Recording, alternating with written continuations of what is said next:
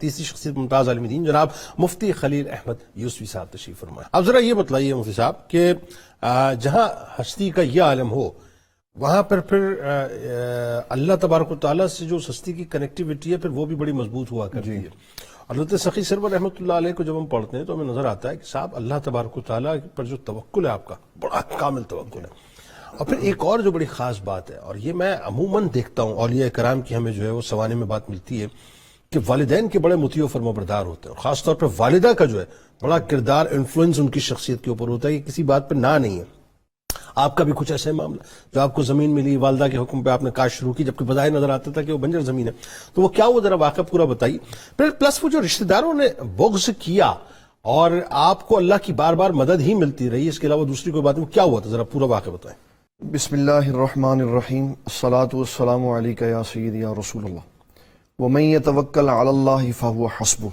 جو اللہ پہ بھروسہ کرتا ہے اللہ اس کے لیے کافی ہے. آہا, اولیاء اللہ کا پہلا مقام و مرتبہ اللہ پہ بھروسہ ہے. اللہ اکبر. آپ کے عزیز و اقربا جو رشتہ دار جن کا ذکر ہوا انہوں نے آپ کو مشکل میں ڈالنے کے لیے, کیونکہ سارے کرتے تھے کھیتی باڑی, تو آپ کو کہا کہ آج آپ کی باری ہے, آپ نے رات یہاں گزارنی, اور اس جگہ پر رات کو شیر آ جایا کرتا تھا, تو آپ اللہ پہ بھروسہ کر کے وہاں چلے گئے. آپ نے عبادت شروع کی, شیر آ گیا اور وہ حضرت سخی سرور رحمۃ اللہ علیہ کے ارد گرد چکر لگا کے پاس بیٹھ گیا. جب اولیاء کی یہ بات سنائے نا تو حدیث نہ سنائے تو لوگ کہانی سمجھتے. حضور صلی اللہ علیہ وسلم کے خادم مولا حضرت سفینہ, یہ مستدرک کی روایت ہے 4235 نمبر. ٹھیک ہے. کشتی پہ سفر کر کے جا رہے تھے تو کشتی الٹ گئی ان کی, بڑی مشکل سے بچ کے کسی جزیرے پہ اترے.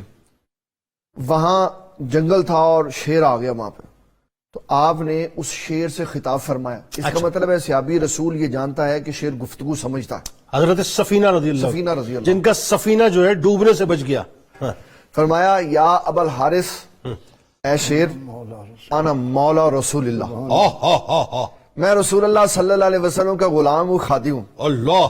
اور یہ حدیث کے لفظ ہے فتاتا راسو, اس نے اپنا سر جھکا دیا تابع داری کے لیے.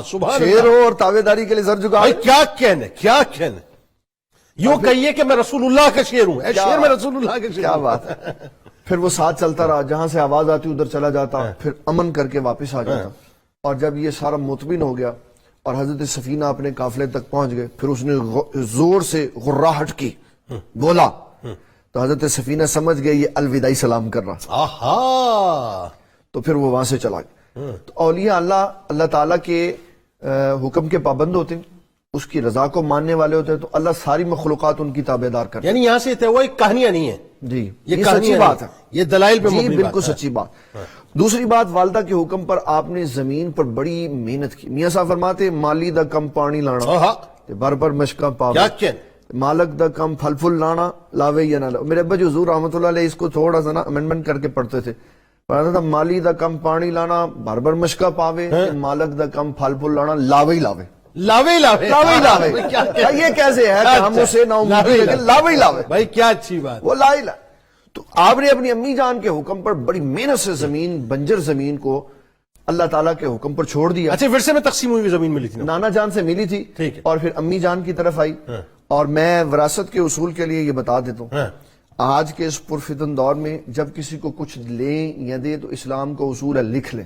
ٹھیک ہے, آنے والے لوگ تنگ کریں گے. اوکے, دیں حصہ دیں تو لکھوا لیں, کوئی حرج نہیں. درست.